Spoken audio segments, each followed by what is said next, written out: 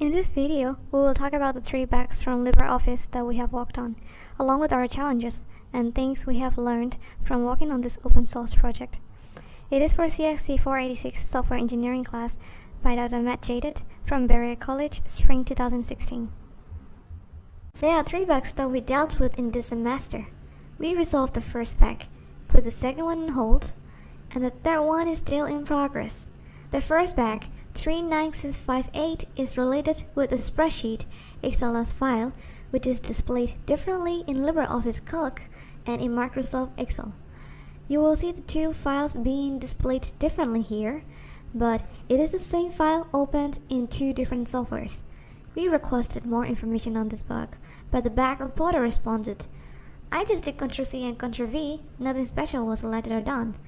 This was not very useful to our work, so we had to come up with different assumptions and test them one after another in order to reproduce the bug. Finally, after thorough investigations, we managed to resolve the case by proving that it is not a bug, so case closed.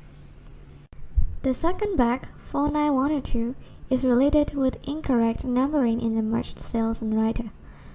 When we do numbering in a table with merged cells, it does not consider merged cell as a single cell, but instead it considers it as 2 different cells and therefore skip one number. We have spent a lot of time working on this, but we decided to put it on hold due to several reasons. The bug seems to be related to many code files such as table, numbering, merging, cell formatting, and so on, and we were unable to identify the code locations. On top of that, the codes were poorly documented without many comments and header information.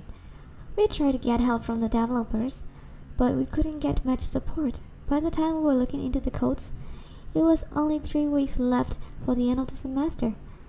Therefore, we decided to put this bug on hold. The third bug, 32581, we would say that it's more of an enhancement feature than a bug because the request is to have an option to locate the local URL of audio or video file embedded in the slideshow of Impress. We're working on it to gain more experience with back-end coding and to get familiar with the work environment. For this bug, we have to do 3 things. One is creating the dialog box, the second one is inserting that option in the menu, and the third is showing the URL in the dialog box. We finished making the dialog box, and we are currently working on the second part, inserting the option in the menu. We have been trying to compile it and it is having some errors. We have resolved several of them, yet 1,000 others remain, so we are currently working on debugging them. We have faced many challenges throughout the semester. One challenge that we faced is making sure that what the user has reported is a real bug. We found out that reproducing a bug that is poorly reported is very challenging. For the first bug, we did not have any clue on how to reproduce it, and the process of playing detective was quite demanding in time and effort. Another challenge is poor documentation. The code files that we looked into did not have many comments, or docstrings, or header information. This made our work harder, because we had to look into the entire code. This was really tenuous when we had little clue on which file we're supposed to look into. We have planned on finishing both of the bugs in the near future. For bug 49102, we have decided to make more contacts with the LibreOffice team in order to find out the code associated with the bug and then planning to debug it. For the bug 32581, we are planning to debug the error in compiling the file and then inserting it as an option in the menu and displaying the URL. We have learned a lot from this project. We could have progressed more efficiently if we had found a well-documented bug or if we had started with bugs which are generally left unresolved for starters.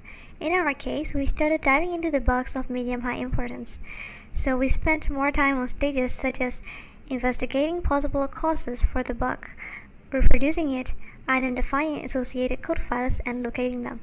However, if we started with bugs month for starters, we could have saved several headaches and we could have got into back-end coding more quickly.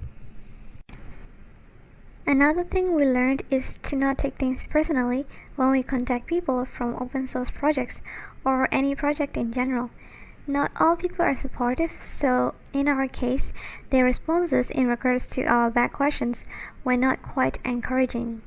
We are not familiar with all the programming languages, so when we needed or faced with certain challenges, we found out that it is always good to ask for help than spending too much time in it, especially if it is a makefile.